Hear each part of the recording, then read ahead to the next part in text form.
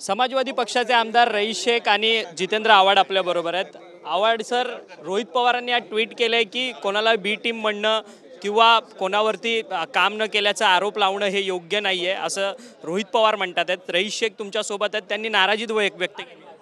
कोण काय म्हणतं याला जास्त महत्त्व अलायन्समध्ये आत्ता तरी देऊ नये। ज्यांना म्हणायचे ते तीनच माणसं आहेत, राहुल गांधी, शरद पवार आणि उद्धव ठाकरे।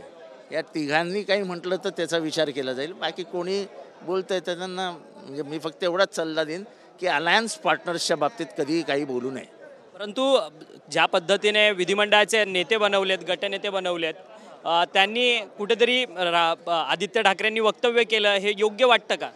ठीक आहे, आपण त्यांच्याशी बोलून काय तो मार्ग काढू।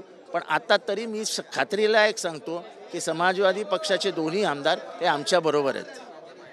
रईस शेख आपल्या बरोबर आहेत। रईस सर, सातत्याने बी टीम आणि ठाकरे गटाकडनं प्रखर हिंदुत्ववादाची भूमिका नोंदवली जाते।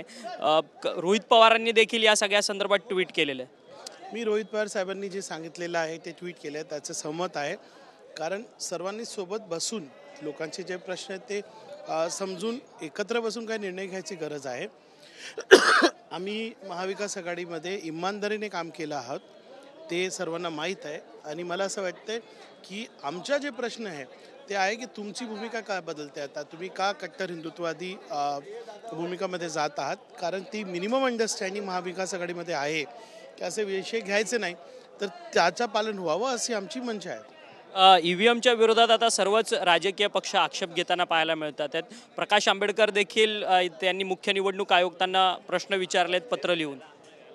बघा, असं आहे की महाविकास आघाडी आणि इंडिया अलायन्सचं जे मत आहे देशामध्ये ईव्हीएमबद्दल त्याचे आम्ही समर्थक आहात। लोकांमध्ये एक भावना आहे की आता ईव्हीएम नको, आपल्याला बॅलेट पेपरवर आपल्याला इलेक्शन करायची आहे, त्याला आमचं संपूर्ण समर्थन आहे। धन्यवाद, तुम्ही आमच्याशी बातचीत केली होती। रईस शेख आणि जितेंद्र आव्हाड।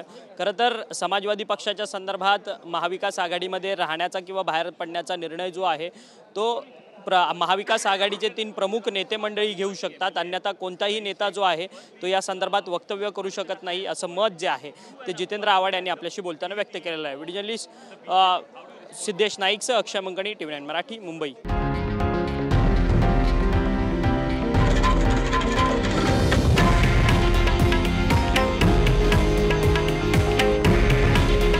हे आहे देशातील नंबर 1 न्यूज नेटवर्क आणि आपण पाहत आहात TV9 मराठी। काळजी तुमची, हित महाराष्ट्राचं।